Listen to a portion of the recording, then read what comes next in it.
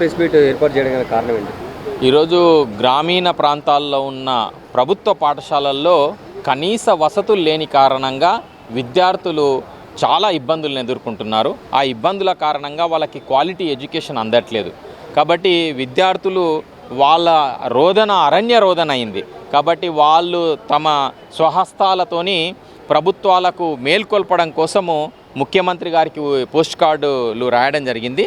ఇప్పుడు మన హైకోర్టు ప్రధాన న్యాయమూర్తి గారికి ఈ ఉత్తరాల ద్వారా తాము ఎదుర్కొంటున్న సమస్యల గురించి వాళ్ళు విన్నవించారు. కాబట్టి ఇప్పటికైనా కూడా ప్రభుత్వం మేల్కొని ఆ విద్యార్థులు ఏదైతే రైజ్ చేసిన అంశాలని దృష్టిలో పెట్టుకొని వాటిని పరిష్కరించినట్లయితే బాగుంటుందనే దానికోసం ఈరోజు ఈ కార్యక్రమాన్ని ఏర్పాటు చేయడం. రోడ్ల మీదకి వచ్చి పెద్ద పెద్ద ఉద్యమాలు చేస్తున్నటువంటి తరుణంలో ఈ పోస్ట్ కార్డు ఉద్యమాన్ని తీసుకోవడానికి గల కారణాలు ఏంటి?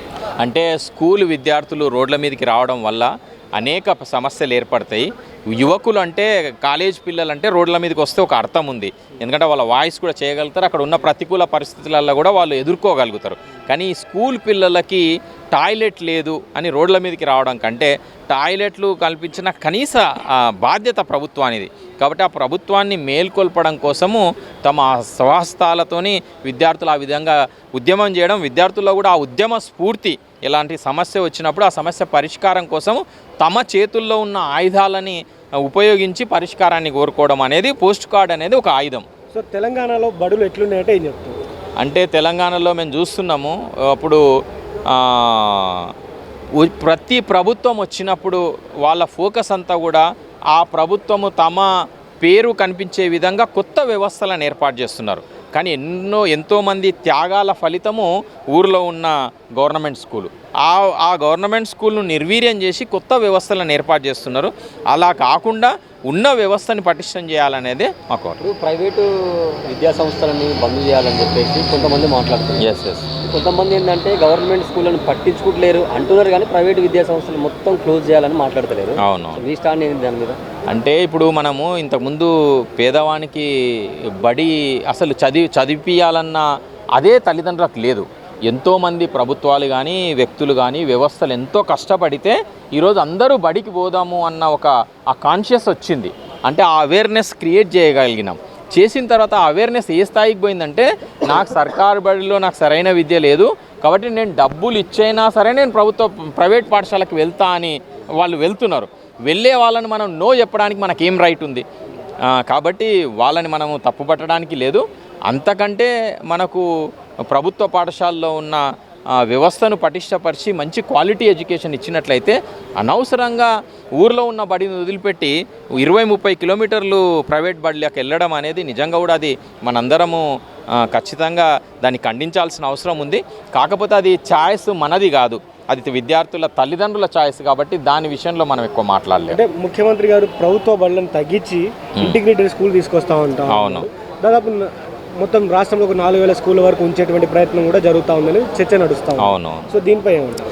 అంటే అన్ని రెసిడెన్షియల్ స్కూళ్ళు చేయడం వల్ల పిల్లలు ఆ ఊరికి, తర్వాత అమ్మకి, ఆవుకి, తర్వాత ఆ కల్చర్కి, క్యారెక్టర్కి అన్నిటికీ దూరమై మైగ్రేట్ అయిపోయిన వెంబడే కల్చర్, క్యారెక్టర్ పోతుంది. కాబట్టి పిల్లవాడిని చిన్నప్పుడే వాడిని ఊరు నుంచి దూరం చేయడంతో వానికి ఎలాంటి ఎమోషనల్ బాండింగ్ ఉండదు ఊరి మీద.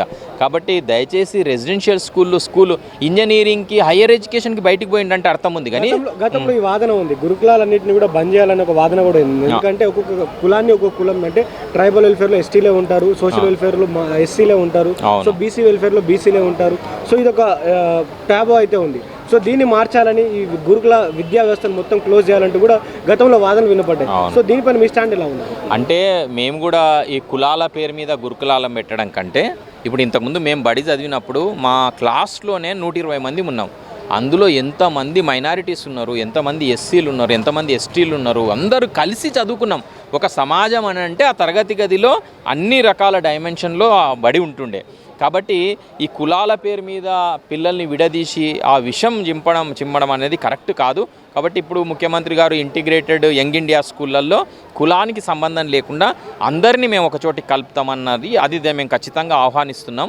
కానీ ఊరిలో ఉన్న బడి వ్యవస్థని నిర్వీర్యం చేసి ఆల్టర్నేటివ్ వ్యవస్థల మీద ఎక్కువ దృష్టి పెట్టకుండా ఆ వ్యవస్థని పటిష్టపరుస్తూ మీరు కొత్త ఐడియాస్ ద్వారా కొత్త తీసుకొస్తే మేము ఖచ్చితంగా ఆహ్వానిస్తాం. తెలంగాణలో కాంగ్రెస్ ప్రభుత్వం ఏర్పడిన తర్వాత విద్యా కమిషన్ అన్నారు, ఆకునూరి మురళి గారి చేతుల మీదుగా అది నడుస్తూ ఉందని కూడా చెప్పారు.